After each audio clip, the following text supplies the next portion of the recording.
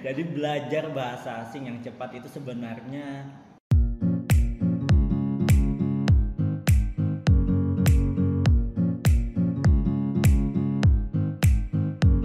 Oke, to the point ya. oke. Bagaimana cara mempelajari bahasa asing dengan cepat ya?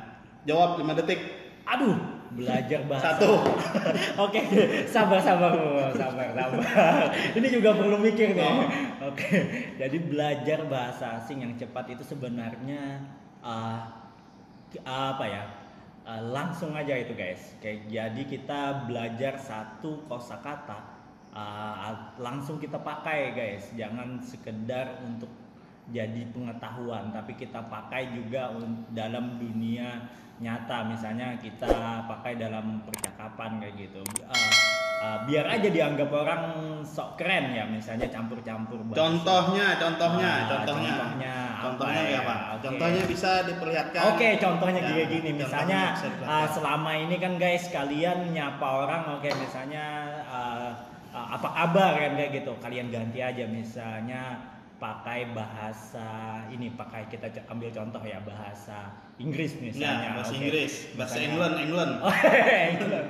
Oke. Ya, ada misalnya. 2 kan bahasa Oh Inggris iya, kan, ya. iya. US sama US sama UK. Oke. Ya, yang mana itu? Oke, ini versi yang campur aja. Oh ya sudah. Oke. Let's go. Gini guys, misalnya kita nih biasanya kan nyapa orang, ya apa kabar ya gitu. Kita ganti aja kayak gitu. Misalnya kita sudah tahu nih apa kabar, bahasa Inggrisnya itu ke how are you kayak gitu. Jadi kalau ketemu orang gitu, how are you kayak gitu. Oke. Kan itu sudah familiar juga ya, orang pada tahu kayak gitu. Apa artinya, jadi pakai aja. Nah biar aja dianggap orang, wah ini sok cool kayak gitu, sok keren, wah ini sebagainya. Jangan dihiraukan, yang penting kita menggunakan kayak gitu. Nanti lama kelamaan kebiasaan itu menjadikan apa ya, kita bisa kayak gitu, seperti itu sih. Misalnya lagi ya, kalau di Sari Mulia kan selain bahasa Inggris ada bahasa Mandarin, bahasa Jepang, ada juga bahasa Arab. Ini saya contohkan misalnya pakai bahasa Arab ya, membuktikan bahwa saya kompeten kayak gitu. Misalnya pakai bahasa Arab, apa kabarnya ya kan, kaifah haluk kayak gitu. Nah sesama teman yang di kelas bahasa Arab mah, jadi sudah kalian pakai, nggak sekedar dikasih tahu, oh dibagikan kosakatanya seperti ini terus nggak pernah dipakai, tapi kalian pakai guys kayak gitu untuk sehari-hari. Nanti akan contoh penggunaan bahasa sehari-hari ya digunakannya. Iya. Baik di lingkungan luar, kemudian di lingkungan rumah ya. Iya ya. Apalagi di lingkungan sekolah. Iya yang pastinya ya. Contoh tadi apa? How are you? How are you ya. Ya, how are you itu contoh yang paling simple. Ya, jadi kita datang contoh ya, pekerjaan. Iya, how are you? Ya. Mulai dari depan kan how are you? Mulai dari dalam how are you? Sampai ke belakang how are you? Sampai pulang how are you? Itu gebokin orang. Masa tahu how are you? How are you? How are you? Ya jangan itu aja. Apa kan. artinya how Kalau are you tuh? how Apa are you artinya? terus ya ini orang kata orang ini antara normal atau enggak ya. Jangan gitu juga guys. Gitu. Artinya apa tadi how are you tadi? How are you itu artinya apa kabar? Oh, apa kabar? Jadi ketemu satpam. Ya. How are you? Iya benar sekali ya. How are you? Gitu lah. Sampai- Seminggu setelah itu ya insya Allah kita dibilang kayak gini. Enggak guys, artinya enggak setiap ketemu orang kayak gitu juga ya, sewaktu-waktu kita gunakan. Yang penting dalam ya sehari itu ada lah kayak gitu. Ya boleh kalau kita misalnya combine dengan bahasa Indonesia kayak gitu. How are you? Gimana nih? Mau kemana? Kayak gitu. Nah, itu Ya. contoh yang bagus Iya. dari tadi. Ya, Itu kayak dicari. Oke. Kayak gitulah. Terus kalau di rumah juga kan bahasa asing, bahasa Inggris misalkan. Oh, ya. How will you keep ya misalkan. Ya ini kalau di rumah saya ya agak ke barat-baratan guys. Iya. Jadi menggunakan bahasa asing juga ya guys. Apa? Apa? Oh, bukan. Sorry ya. Bukan. Oke. Berarti Oke. yang pertama, cara cepat yang pertama tadi apa? Kosakata setiap hari ya.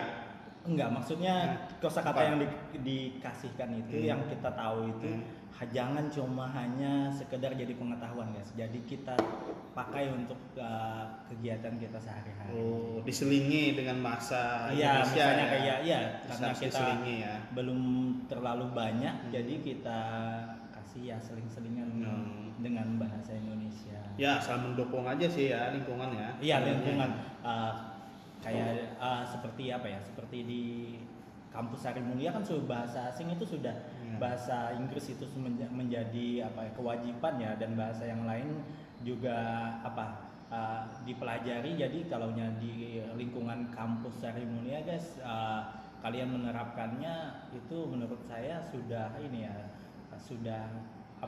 lingkungannya sudah mendukung kayak gitu, jadi nggak jadi masalah kayak gitu. Mendukung. Jadi tepat sekali bagi kalian yang mahasiswa yang di Sari Mulia khususnya bisa menerapkan di lingkungan kampusnya atau di kampus lain yang juga di kampus atau sekolahan lain yang menggunakan mempelajari dan menggunakan bahasa asing kayak gitu. Itu tiap hari ya. Iya. Cara yang kedua bagaimana? Cara yang kedua selain itu ada lagi? Ya banyak ini ya, banyak ya, seperti contoh tadi nonton film. Ya, nonton film. Ya, nonton film itu bisa kita ya, yang biasanya kita pakai subtitle Indonesia, kita coba gantilah pakai subtitlenya bahasa Inggris kayak gitu. Lama kelamaan tanpa subtitle deh kayak gitu. Ya. Melatih kita untuk lancar kayak gitu.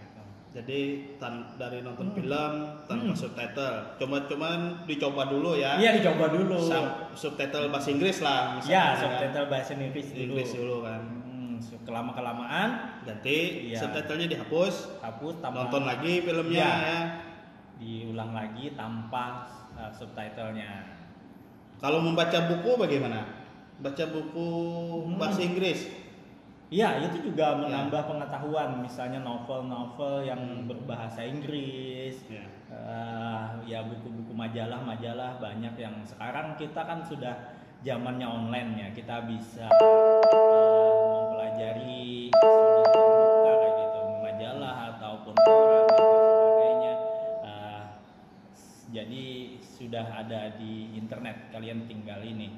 Setelah itu bahasa Inggris juga banyak di komputer kan kayak gitu. Jadi sebenarnya mempelajari bahasa itu mempermudah kita untuk mengakses semua sih sebenarnya, berita luar negeri ataupun yang lainnya. Oke.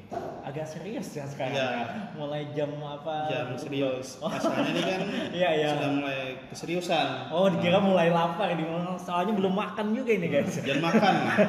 Don't hungry. Oh ya. Nah ini sudah mulai sedikit ini guys. Don't hungry. Hebat Don't sekali. hungry. Oke. Sudah menerapkan ini. Jangan belajar bahasa asing. Nanti saya tersaingi guys. Tanpa anda juga